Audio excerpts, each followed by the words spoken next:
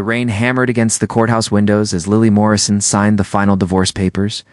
Her hand trembled slightly, not from sadness, but from the weight of humiliation she had endured over the past 6 months. James Whitmore, her husband of 9 years, sat across the mahogany table with his new girlfriend perched on his arm like an expensive accessory. The blonde woman couldn't have been older than 25, nearly 15 years younger than Lily's 40 years. James smirked as he watched Lily's careful signature. He had orchestrated every moment of this divorce to maximize her pain and minimize her settlement. As one of Chicago's most successful corporate attorneys, he knew exactly how to manipulate the system. Through carefully constructed prenuptial agreements and creative accounting, he had ensured that Lily would leave the marriage with almost nothing despite her contributions to their life together. Lily had spent 9 years supporting James's career, hosting dinner parties for his clients, managing their household, and sacrificing her own ambitions. She had been a museum curator at the Chicago Historical Society when they met, passionate about preserving artifacts and telling stories of the past. James had convinced her to go part-time after their wedding, claiming he needed her support as he built his practice. Eventually, she had quit entirely, believing his promises that they would start a family soon. The family never came. James kept delaying, always citing his career demands. Lily later discovered he had been having affairs throughout their marriage, with the current girlfriend being just the latest in a long line of betrayals. When she finally confronted him, he didn't even try to hide it. Instead, he filed for divorce immediately, using his legal expertise to paint her as an unstable, unemployed woman who had contributed nothing to their marriage. The judge's decision had been devastating. Despite the obvious infidelity, the prenuptial agreement James had convinced her to sign held firm. Lily received only a small settlement, barely enough to rent a modest apartment and survive for a year if she was careful. The beautiful townhouse they had shared, the art collection she had carefully curated, even the car they drove together, everything went to James. As Lily stood to leave the courtroom, James leaned close and whispered, loud enough for his girlfriend to hear, "Good luck finding another man at your age, especially with no money and no career. You're nothing without me, Lily." "You always were," his girlfriend giggled, and several of James's colleagues who had attended the proceedings smirked.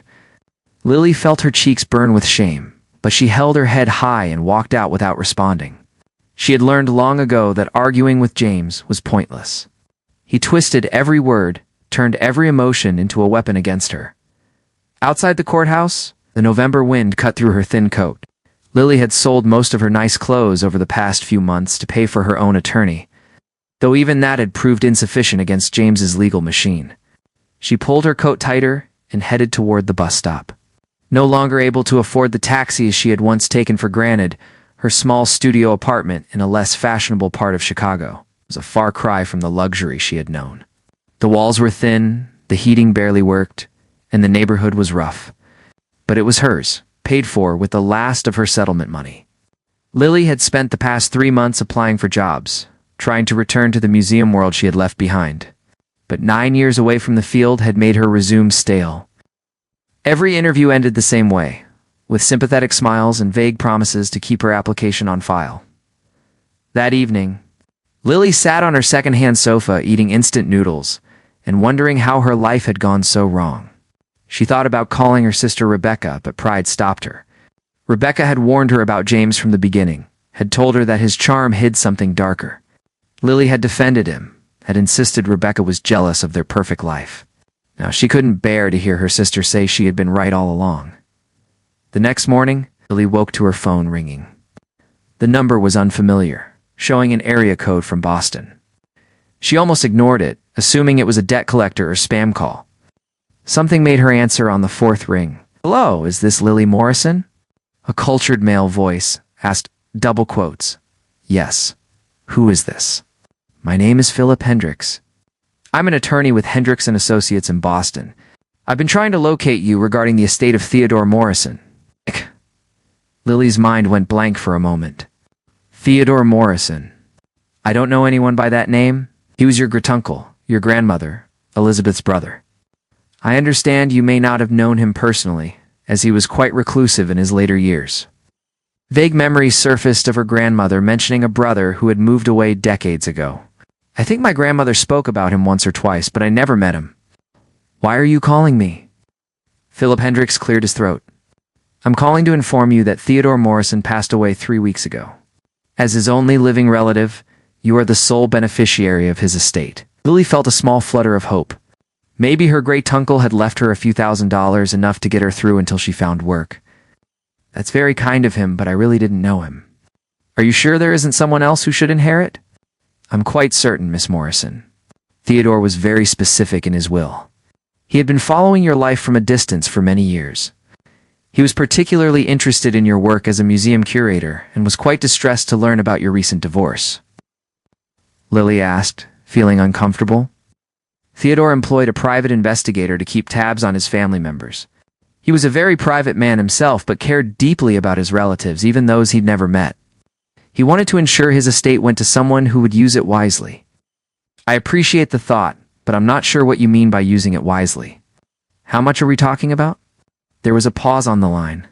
Miss Morrison, your great-uncle, was the founder and primary shareholder of Morrison Industries, a conglomerate with interests in manufacturing, technology, and real estate across the northeastern United States.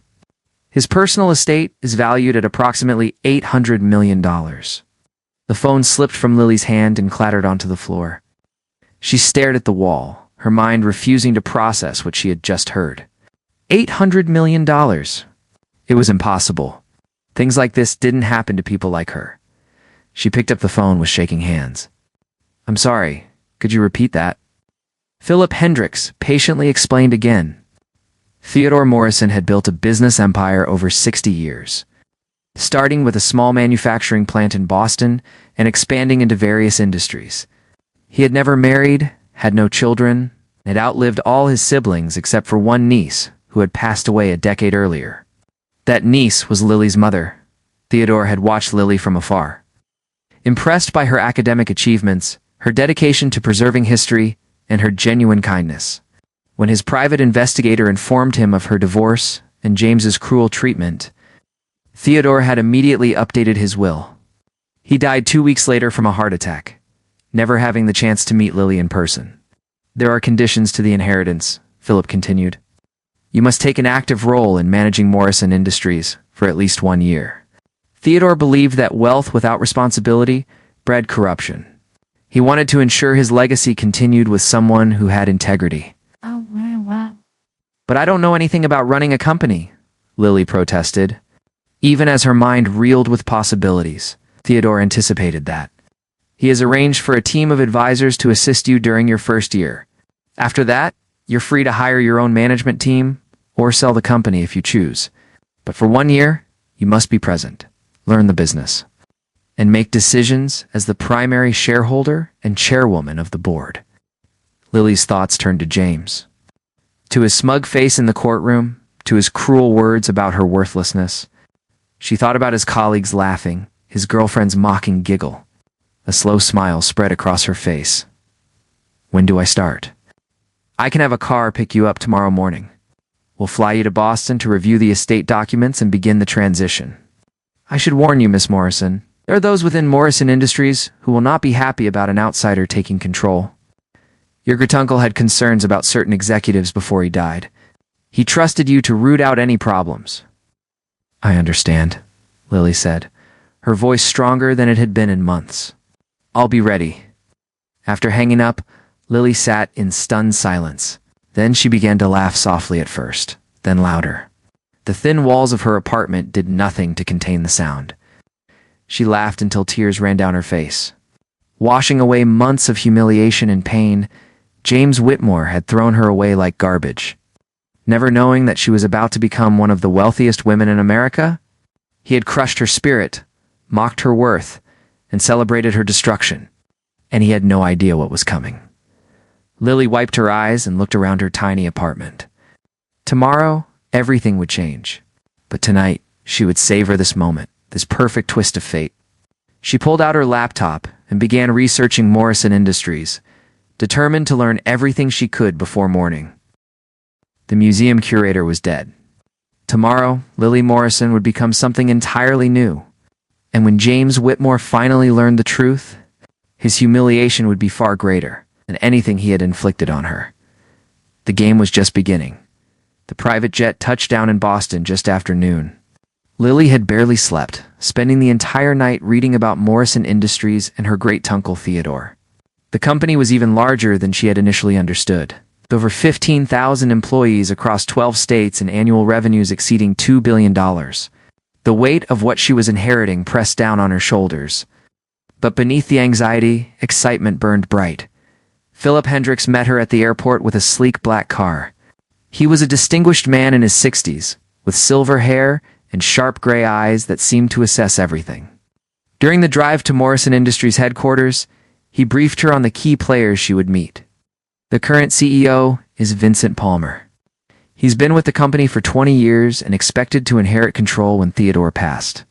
He's ambitious, intelligent, and according to your great-uncle's private notes, potentially corrupt. Theodore suspected Vincent of siphoning funds through shell companies but died before he could prove it. Lily listened carefully, her mind already working through the implications. Who else should I watch? The CFO, Gregory Hunt, is Vincent's closest ally. Together they control most of the executive decisions. However, there are 3 board members who remained loyal to Theodore.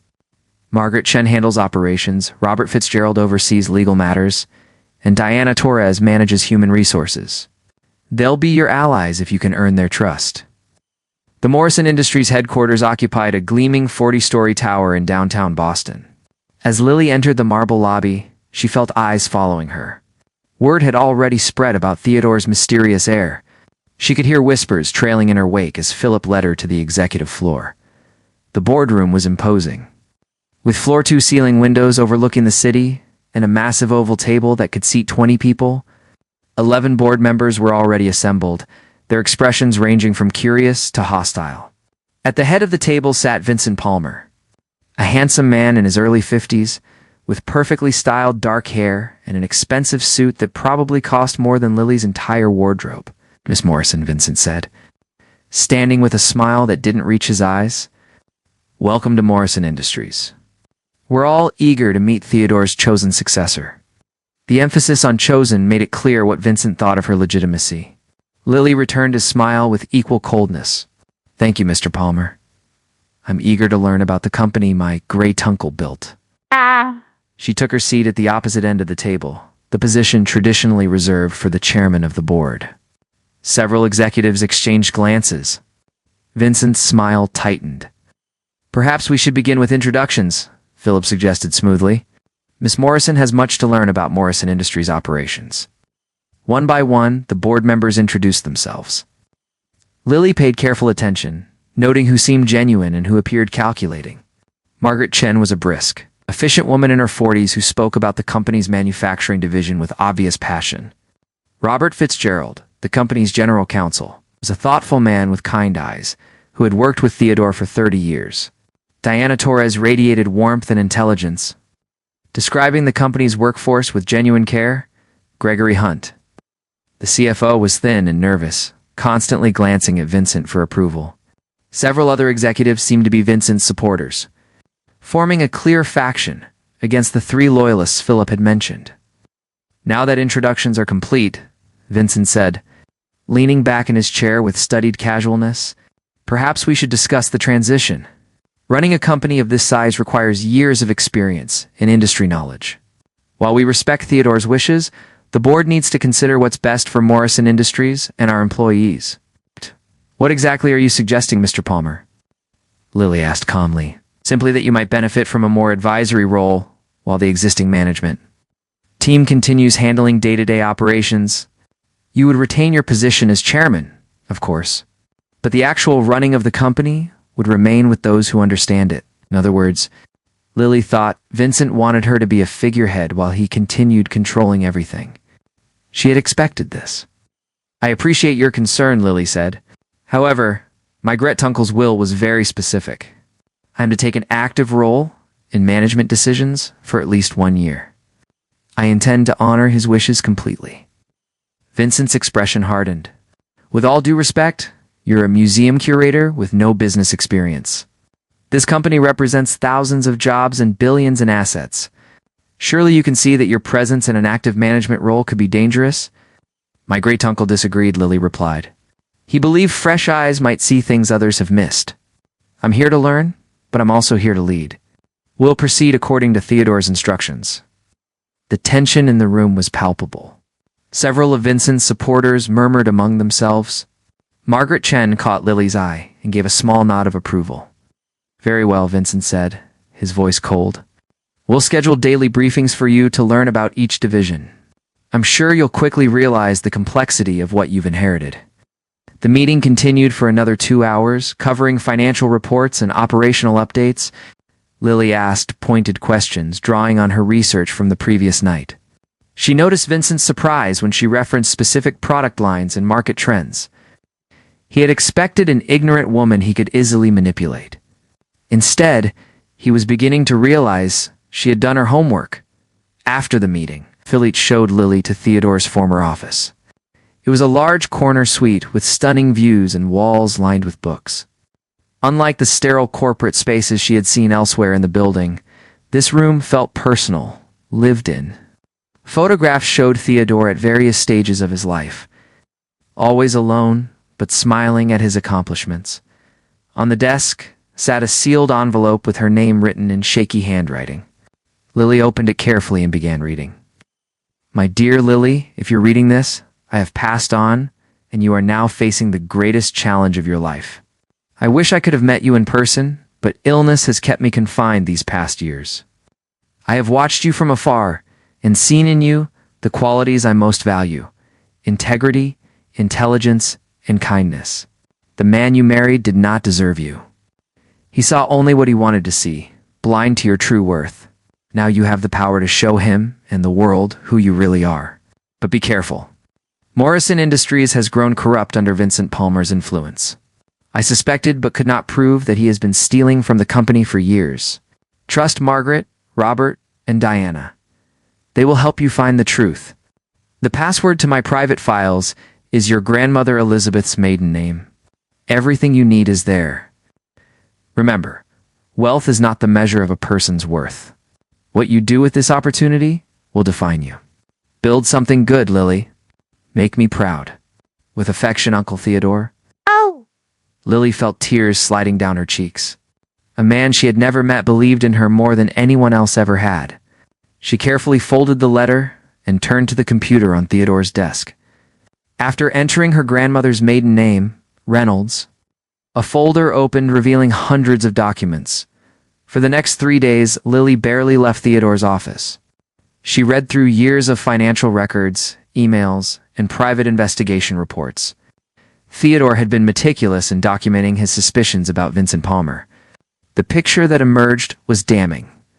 Over the past 5 years, Vincent had created a network of shell companies that contracted with Morrison Industries at inflated prices.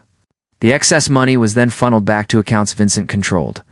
He had stolen over $40 million, carefully hiding the transactions in the company's complex financial structure. Gregory Hunt, the CFO, had helped orchestrate the scheme, manipulating records to hide the fraud. But the theft was only part of the problem.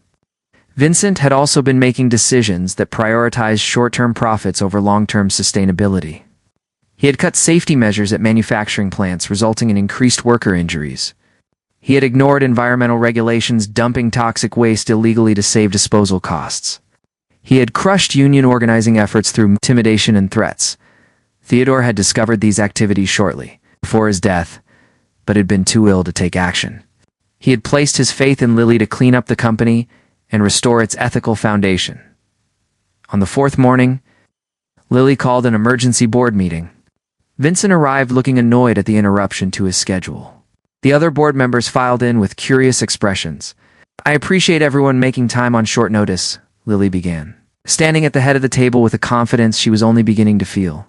I've spent the past several days reviewing Morrison Industries' operations and finances. I've discovered some disturbing irregularities that require immediate attention. Vincent's expression remained neutral, but Lily noticed his jaw tighten. What kind of irregularities? Let's start with Apex Manufacturing Solutions, Lily said, pulling up a presentation on the large screen. This company has received over $80 million in contracts from Morrison Industries over the past 5 years. Their prices are approximately 40% higher than market rates for comparable services. Can you explain why we continue using them, Mr. Palmer? Apex provides quality work, Vincent said smoothly. Sometimes you pay more for reliability. Interesting, Lily continued. Because according to the corporate records I obtained from the Massachusetts Secretary of State, Apex Manufacturing Solutions is owned by a holding company called Palmer Ventures. The primary shareholder of Palmer Ventures is your wife, Catherine Palmer. The room erupted in shocked murmurs. Vincent's face flushed red. That's circumstantial. Many executives have investments in related industries. There's no conflict of interest. There is when you personally approved all contracts with Apex without disclosing your connection. Robert Fitzgerald interjected, his expression grave. That's a clear violation of corporate governance policies and potentially criminal fraud. Lily clicked to the next slide. Apex is just one example. I've identified 7 shell companies connected to you, Mr. Palmer, all receiving inflated contracts from Morrison Industries.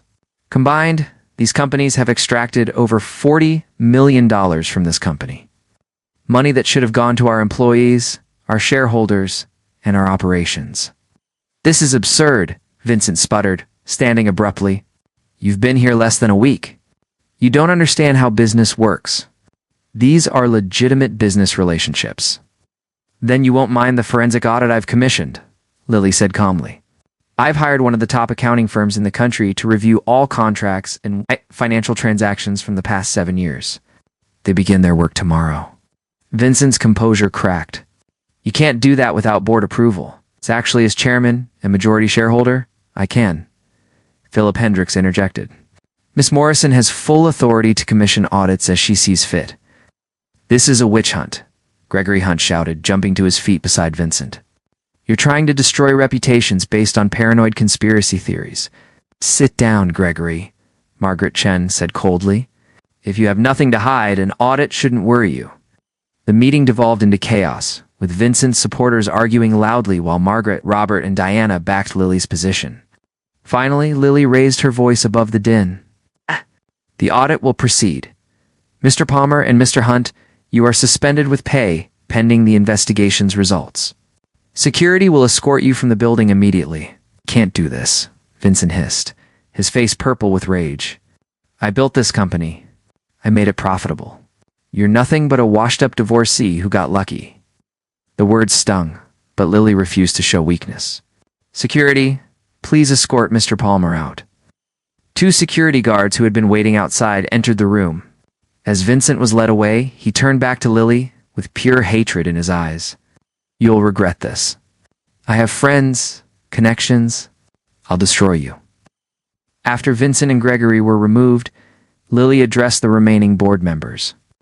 I know this is shocking, but we need to act quickly to stabilize the company.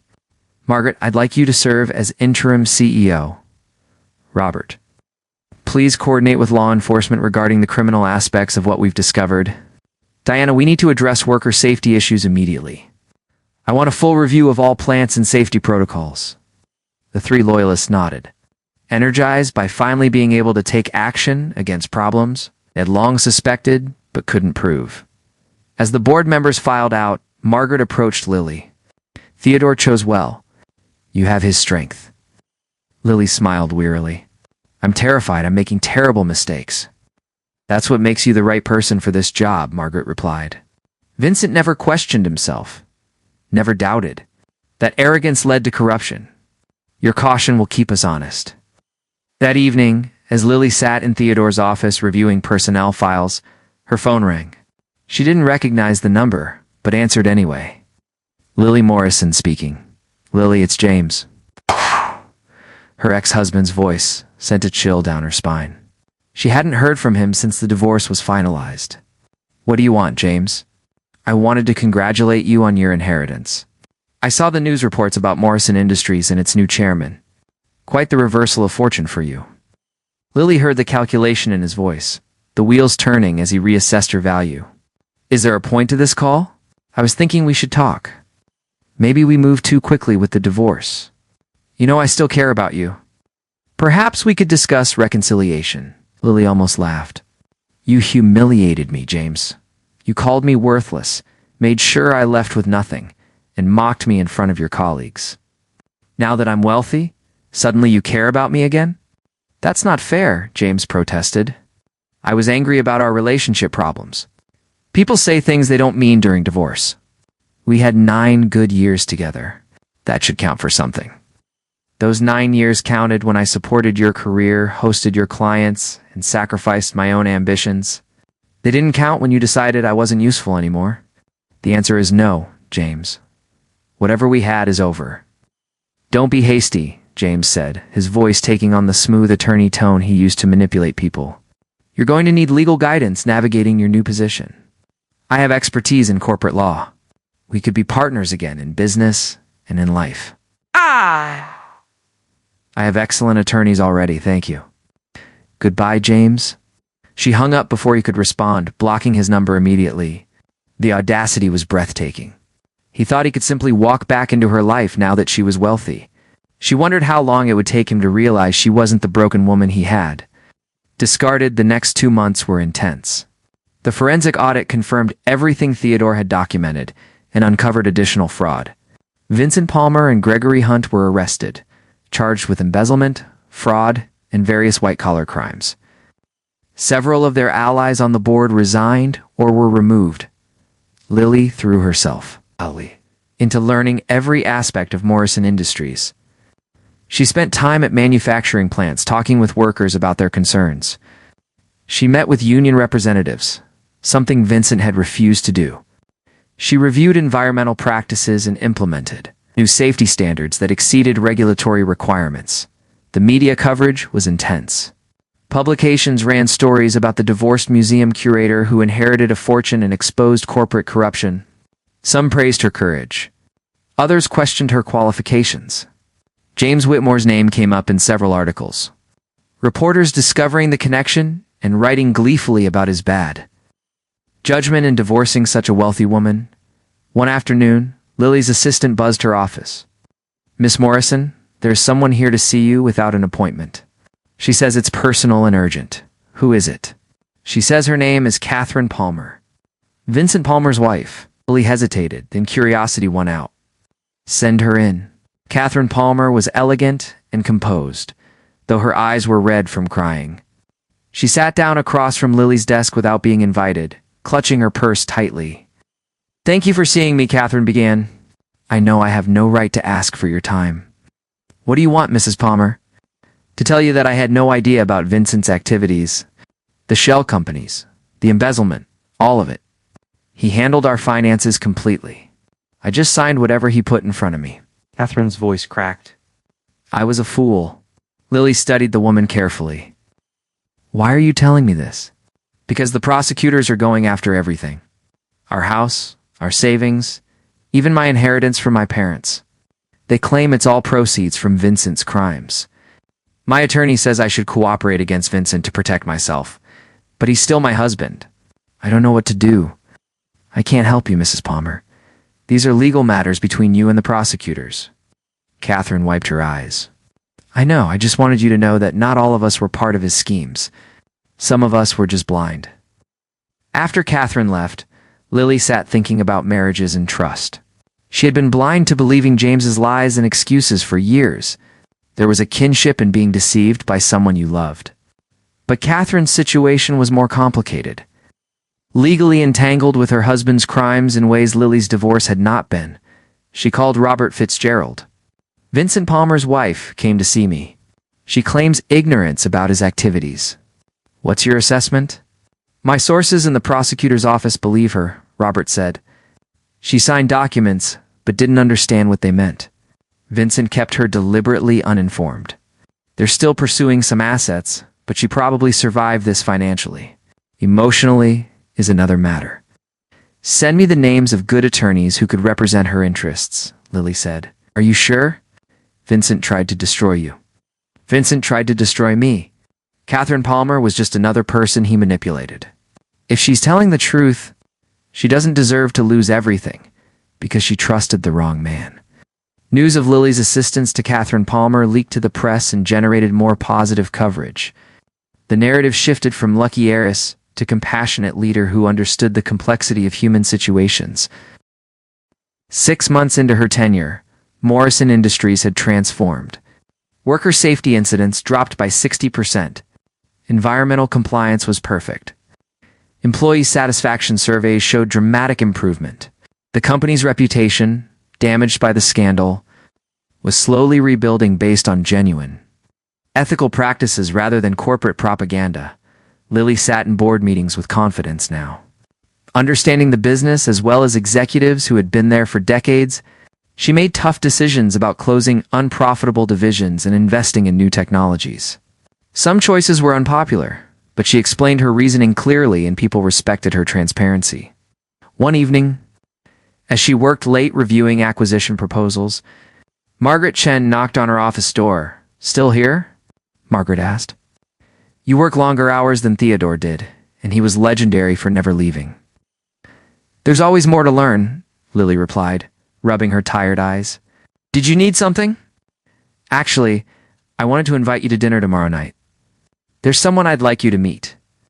Lily looked up suspiciously. "Is this about business?" Margaret smiled mysteriously. "Not exactly. Just trust me." The next evening, Lily met Margaret at an upscale restaurant in Boston's North End.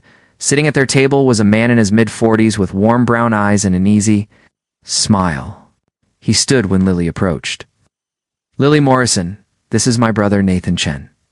Nathan teaches history at Boston University." They shook hands, and Lily felt an unexpected flutter of attraction. Nathan had an academic's slightly rumpled appearance and genuine warmth that contrasted sharply with the polished corporate executive she dealt with daily. "Tells me you were a museum curator before your current position," Nathan said as they sat down. "What was your specialty?" Lily found herself relaxing as they discussed her work, preserving 19th century artifacts, and Nathan's research on labor movements in industrial America. He knew nothing about her wealth, treating her simply as an interesting person with shared intellectual interests. As the evening progressed, Lily realized she was genuinely enjoying herself for the first time in months. Nathan made her laugh with stories about his students and listened attentively when she discussed her love of historical preservation. "I should warn you, Margaret," said as dessert arrived. "I've been trying to set Nathan up for years. He's stubbornly single, claims he's married to his research." Nathan rolled his eyes good-naturedly. "My sister thinks everyone should be paired off like animals on Noah's Ark." "I just think you'd be happier with someone who shares your interests," Margaret countered. Lily smiled, touched by Margaret's obvious affection for her brother. "Well, I appreciate the introduction. It's nice to talk about something other than quarterly earnings and manufacturing efficiency.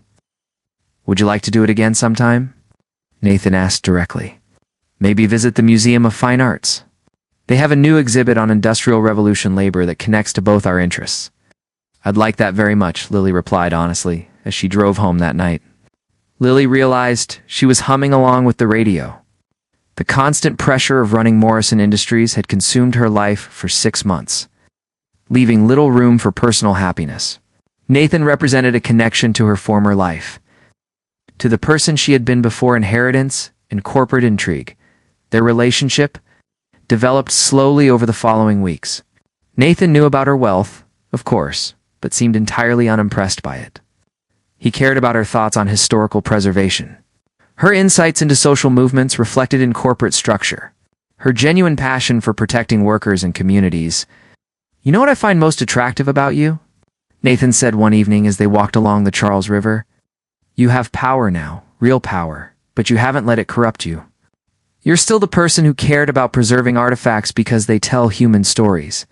You've just scaled up your preservation work to include living people." Lily smiled, leaning into his warmth against the autumn chill. "I'm terrified every day that I'll make the wrong decision, hurt people through ignorance or arrogance." "That fear is what keeps you honest," Nathan replied. "The dangerous people are the ones who never question themselves." 3 weeks later, Lily was reviewing financial reports when her assistant buzzed urgently. "Miss Morrison, your ex-husband is in the lobby demanding to see you. Security has stopped him, but he's causing quite a scene." Lily sighed heavily. "I'll come down." She found James Whitmore arguing loudly with security guards in the marble lobby. Several Morrison Industries employees had stopped to watch the spectacle. James's expensive suit looked wrinkled, and his usually perfect hair was disheveled. He looked desperate. "Haley," he shouted when he saw her. "Finally. Tell these goons to let me pass." "What are you doing here, James?" "I need to talk to you. It's urgent." Glanced around at the watching employees.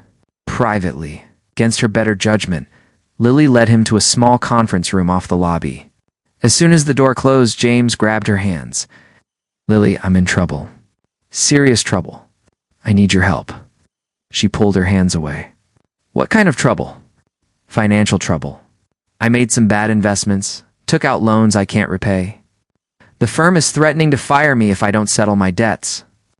I need money, Lily. Just a few million to get back on my feet." How? Lily stared at him in disbelief. "You want me to give you money? It's not giving, it's lending. I'll pay you back with interest. We were married for 9 years. That has to count for something. You threw me away, James. You humiliated me, took everything I had and called me worthless. Now you want millions of dollars?" "I made mistakes," James said desperately. "But you don't understand the pressure I was under. The firm demands results. I had to maintain appearances. I'm sorry for how things ended, but you can't just abandon me now that you're wealthy." "Watch me," Lily said coldly. "You made your choices, James. Live with them." She turned to leave, but James grabbed her arm roughly. "You owe me. I supported you for years. I gave you a good life." Security burst through the door, responding to a panic button Lily had pressed under the conference table. They pulled James away from her as he shouted threats and accusations. "If you ever contact me again," Lily said quietly, "I'll get a restraining order. We're done, James.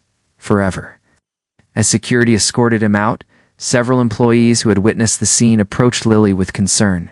She assured them she was fine, then returned to her office. Shaking slightly from the confrontation, that evening, she told Nathan what had happened. He held her close, letting her process the mix of emotions. "He really thought you'd just give him millions after everything he did to you," Nathan said wonderingly. "The entitlement is breathtaking. He never really saw me as a person," Lily reflected. "Just as an accessory to his life. Useful when I served his purposes, and disposable when I didn't. Learning I was wealthy changed nothing except his calculation of my usefulness." "You know what the real victory is?" Nathan asked. "Not that you have money and he doesn't. It's that you've become someone who uses power responsibly while he's still the same selfish person he always was. Money just revealed what was already there in both of you." Lily realized he was right. The inheritance hadn't changed her fundamental nature.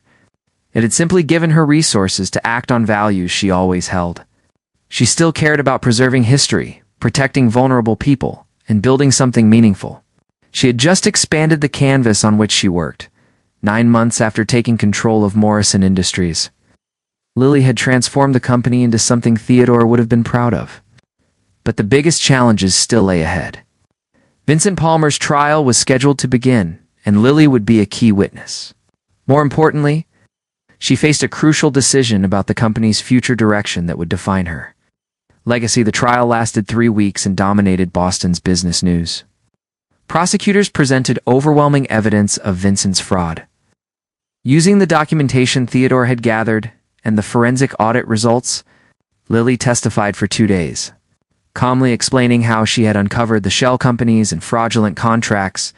Vincent's attorneys tried to paint her as an inexperienced woman who misunderstood legitimate business practices. They implied that she had engineered the scandal to seize power she didn't deserve. But Robert Fitzgerald and the forensic accountants demolished these arguments with detailed financial evidence. When the jury returned guilty verdicts on all charges, Lily felt not triumph, but sadness. Vincent Palmer had possessed talent and intelligence. If he had channeled those qualities ethically, he could have been truly great. Instead, greed had destroyed him and hurt countless people. Vincent received 15 years in prison and was ordered to repay $43 million. Gregory Hunt received 10 years for his role in the scheme. Several other executives took plea deals and received lesser sentences. The media coverage was intense. With Lily emerging as a symbol of ethical business leadership, she gave careful interviews, always emphasizing that she was simply continuing Theodore's vision, not creating something new. The attention was uncomfortable, but useful for Morrison Industries' reputation. One afternoon, Catherine Palmer called Lily's office. They had spoken occasionally since Catherine's first visit, developing an unlikely friendship based on shared experience of betrayal. "I wanted to tell you before it becomes public," Catherine said. "I'm divorcing Vincent. The attorney you recommended helped me protect my parents' inheritance. I'll be okay financially. Emotionally, will take longer." "I understand," Lily replied. "Healing from that kind of betrayal isn't quick or easy." Catherine asked, "How did you move past what James did to you?" Lily thought carefully about her answer. "I realized that my worth wasn't defined by his assessment of me. He saw me as worthless, but that said more about his limitations than mine. Theodore saw value in me when we'd never even met. Nathan sees me clearly and values what he finds. James's opinion stopped mattering once I understood that. I'm working on getting there," Catherine said. "Therapy helps. So does knowing Vincent will be in prison for a long time." After hanging up, Lily reflected on how differently their lives could have gone. If Theodore hadn't left her his fortune, she might still be struggling to find museum work, worn down by poverty and James's cruelty. Catherine might still be married to Vincent, unknowingly benefiting from his crimes. Fate had given them both chances to rebuild, though the paths were different. That evening, Lily had dinner with the executive team she had assembled over the past months. Margaret Chen remained as CEO, but Lily had promoted several other talented people from within the company. Diana Torres now served as Chief Operating Officer, bringing her human-centered approach to all operations. A brilliant young engineer named Kevin Armstrong led the technology division, pushing Morrison Industries into renewable energy and sustainable manufacturing. "I've been thinking about our long-term strategy," Lily said, as they reviewed quarterly results. "Morrison Industries has always been about manufacturing and traditional industries, but the world is changing. I want to pivot toward sustainability and innovation." "That will be expensive," Margaret cautioned, "and risky. Shareholders might object to abandoning profitable traditional operations." "I'm the majority shareholder," Lily replied with a smile, "and I'm thinking about more than quarterly profits. What if we used Morrison Industries' resources to develop technologies that address climate change, resource scarcity, and social inequality? We could be profitable and meaningful." Kevin Armstrong leaned forward excitedly. "I have proposals for 3 major initiatives: solar technology that's 20% more efficient than current options, water purification systems for developing communities, biodegradable materials to replace plastics in manufacturing. We could patent these technologies and license them affordably to maximize impact." "That sounds like what we should be doing," Diana agreed. "Morrison Industries has always been about building things. Let's build solutions to real problems." Over the next 3 months, Lily worked with the team to develop a comprehensive plan.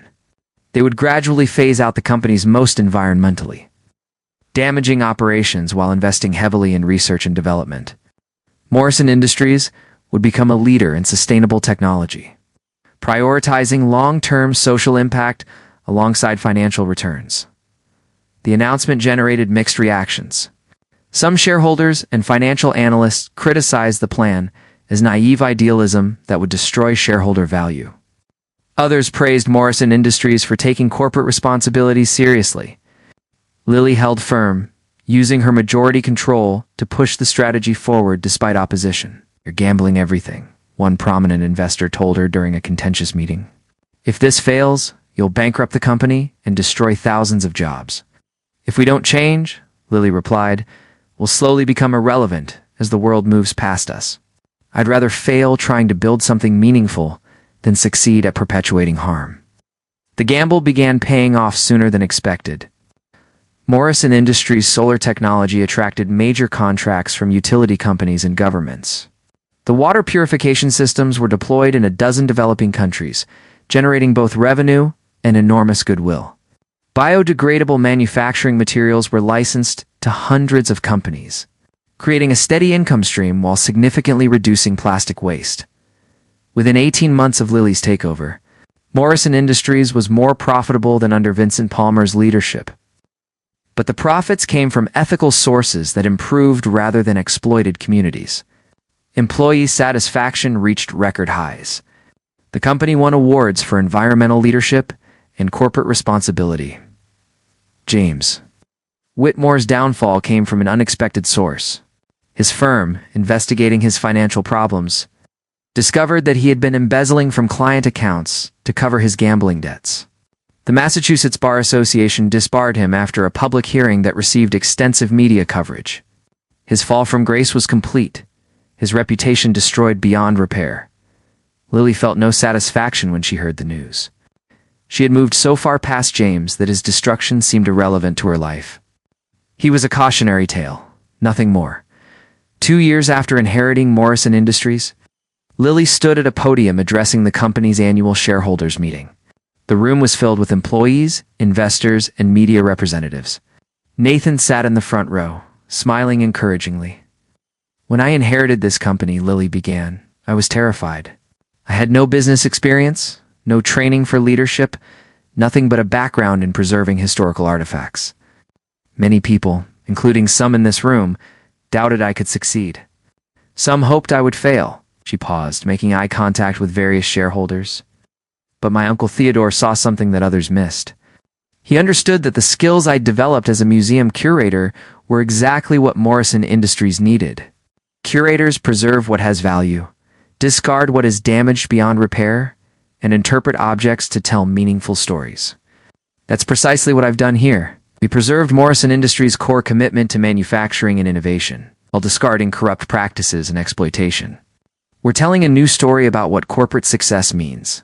One that includes environmental sustainability, worker dignity, and social responsibility alongside financial returns. The results speak for themselves. We're more profitable now than ever before. Our employees are happier and more productive. Our communities see us as partners rather than adversaries.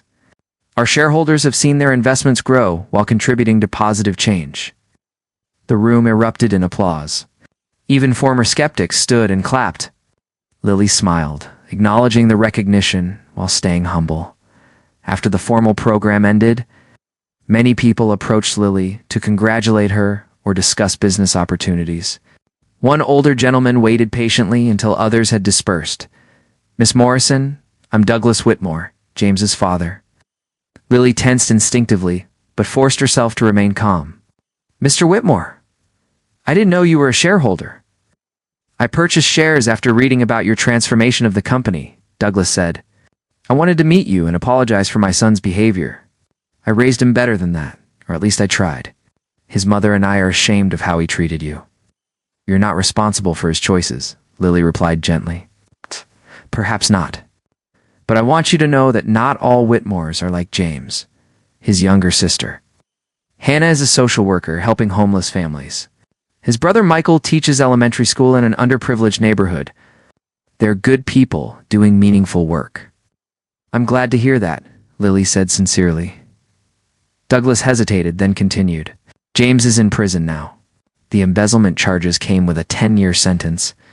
He'll lose everything. His career, his reputation, his freedom.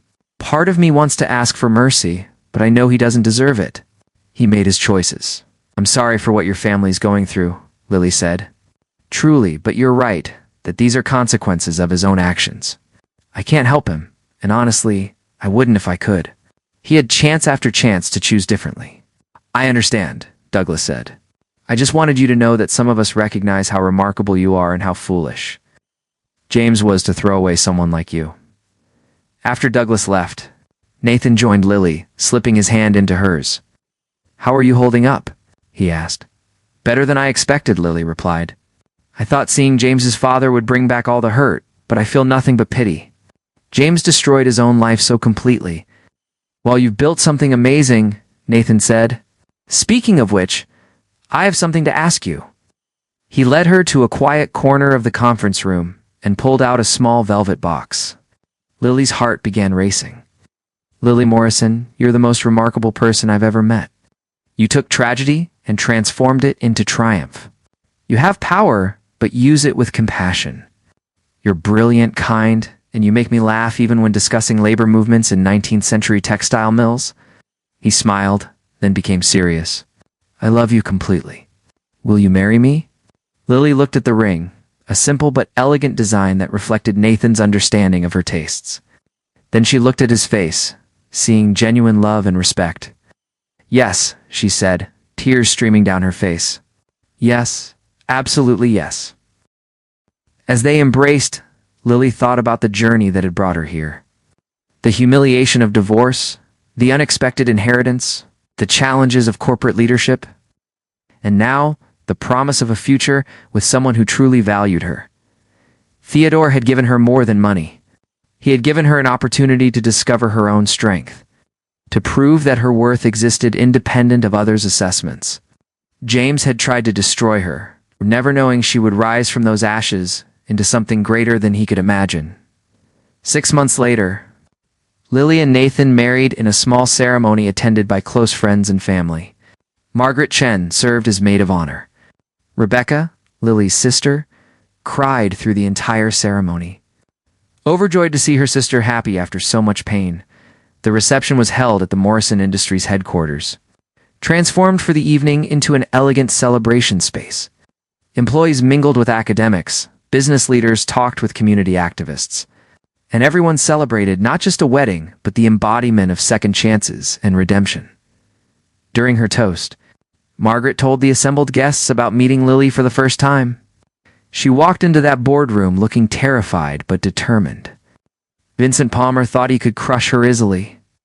Instead, she systematically dismantled his corrupt empire and built something better from the ruins. She's proof that character matters more than experience, that integrity outweighs credentials. As the evening wound down, Lily stood with Nathan on the rooftop terrace, looking out over Boston's glittering skyline. "Do you ever think about how differently your life could have gone?" Nathan asked. "Sometimes," Lily admitted. "If Theodore hadn't left me his fortune, I'd probably still be struggling to find museum work. Maybe remarry to someone mediocre, just for financial security. I'd be a smaller version of myself." "I don't think so," Nathan disagreed gently. "You would have found your way eventually. The inheritance accelerated your journey, but your strength was always there. Theodore just gave you a stage large enough to display it." Lily considered this, then nodded slowly. "Maybe you're right. The inheritance didn't change who I am fundamentally. It just revealed capacities I didn't know I possessed." "And what will you do with those capacities now?" Nathan asked. Lily smiled, looking out at the city that had become her new home. "Keep building. Morrison Industries is just the beginning. I'm establishing a foundation to support women rebuilding their lives after divorce or domestic abuse. I want to help other women discover their strength the way I discovered mine." Named the Theodore Morrison Foundation, Nathan guessed. "The Elizabeth Reynolds Foundation," Lily corrected. "After my grandmother, the woman who connected me to Theodore through a summer romance she probably never spoke about. She deserves recognition too." Over the following years, Lily balanced running Morrison Industries with expanding her philanthropic work. The Elizabeth Reynolds Foundation helped thousands of women escape difficult situations and build new lives. Many went on to successful careers, starting businesses, or pursuing education they had delayed. Morrison Industries continued thriving under Lily's leadership. The company's sustainable technology division became one of the most valuable in the entire corporation. Lily remained actively involved in major decisions, gradually delegated more operational control to her talented executive team. She and Nathan had 2 children, a daughter named Elizabeth after her grandmother, and a son named Theodore after her great-uncle. Both grew up understanding that wealth carried responsibility, that privilege demanded service to others. James Whitmore was released from prison after serving 7 years. He emerged broken and unemployed, unable to practice law, and unwelcome in the circles where he once moved. He sent Lily one letter, a rambling apology that blamed his actions on stress and poor judgment. She didn't respond. Having moved so far beyond that chapter of her life that his apology meant nothing, Vincent Palmer remained in prison, unrepentant and bitter. Catherine Palmer remarried eventually, to a kind accountant who valued her for herself rather than connections or wealth. She and Lily remained friends, their shared experience of betrayal creating a lasting bond. 20 years after inheriting Morrison Industries, Lily stepped down as CEO, though she remained chairman of the board. She was 60 years old, ready to focus more on family and the foundation. Margaret Chen's successor led the company forward, continuing the ethical culture Lily had established. At her retirement celebration, Lily addressed Morrison Industries employees one final time. "When I arrived here 20 years ago, I was a broken woman who had lost everything. My ex-husband told me I was worthless without him, and I half believed it. Then Uncle Theodore gave me an opportunity to prove him wrong. But here's what I learned. I wasn't worthless before the inheritance either. My value didn't come from Theodore's money or this position. It came from my character, my skills, my commitment to doing right. The inheritance just gave me resources to act on values I always held. Every person has worth, regardless of their bank account or job title. Every person has capacities they may not recognize until circumstances demand them. My story isn't special because I got rich. It's meaningful because I discovered I was strong all along. Thank you for this journey. Thank you for trusting a museum curator to lead a manufacturing company. Thank you for embracing a new vision of corporate responsibility. Together, we built something Theodore would be proud of, something that proves business can be both profitable and principled." As employees stood applauding, Lily felt contentment rather than triumph. She had taken an unexpected gift and used it well, transforming not just a company, but countless lives. James Whitmore had tried to destroy her, never knowing he was actually freeing her to discover her true potential. The divorce that seemed like an ending had actually been a beginning. The humiliation that broke her spirit had revealed an inner strength she never knew existed. And the inheritance that changed everything had simply given her the tools to become who she was always meant to be. In the end, Lily's greatest victory wasn't wealth or power. It was the knowledge that she had built a meaningful life on her own terms, defined by her own values, rather than someone else's assessment of her worth. James Whitmore had discarded her like trash, never realizing he was throwing away gold. That evening, Lily and Nathan sat on their porch watching their grandchildren play in the yard. Elizabeth Reynolds Morrison had lived a full and meaningful life, one that honored both the unexpected gifts she received and the strength she possessed all along. "Any regrets?" Nathan asked, squeezing her hand. "Not one," Lily replied, smiling as the sunset painted the sky in shades of gold. "Not a single one."